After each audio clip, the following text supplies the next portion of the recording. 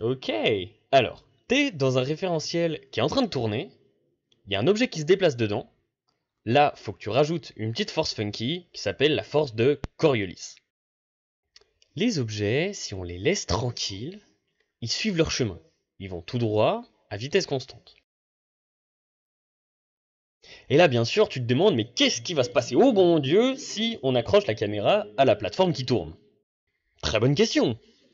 On voit que la balle, elle dévie vers l'extérieur.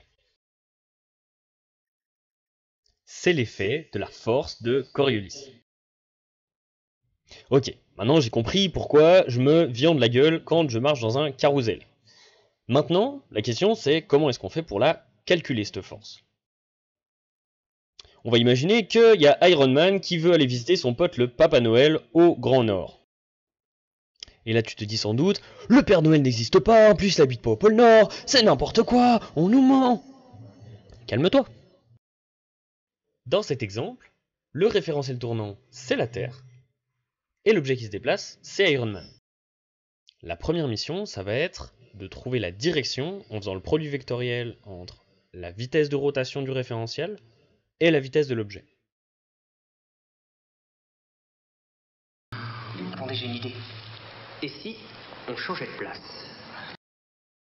La vitesse angulaire de la Terre, elle vient vers nous, et la vitesse d'Iron Man, elle est en direction du pôle Nord. Pour trouver le sens du produit vectoriel, on va utiliser la règle de la main droite. On met oméga dans le pouce, V dans l'index, et le majeur nous donne le résultat. La force de Coriolis est dans le sens opposé à ce qu'on vient de trouver, parce qu'il y a un moins devant. Il nous reste plus qu'à trouver la norme, l'intensité de la force de Coriolis. Ce qui compte quand on fait un produit vectoriel, c'est les parties perpendiculaires. Pour faire cette projection, on va avoir besoin de l'angle. La norme du produit vectoriel, c'est donc égal à la norme de la vitesse angulaire de la Terre, fois la vitesse d'Iron Man, fois le cosinus de l'angle. Première étape, on trouve sa direction grâce à la règle de la main droite. Elle est en sens opposé au produit vectoriel. Deuxième étape, on calcule sa norme, sa valeur.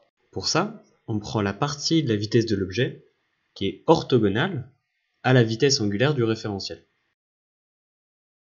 Donc voilà pour calculer la force de Coriolis. N'hésitez pas à mettre en commentaire si vous avez des questions, des suggestions pour les prochaines vidéos. Et si vous voulez pousser le sujet, vous pouvez aller sur facile.com.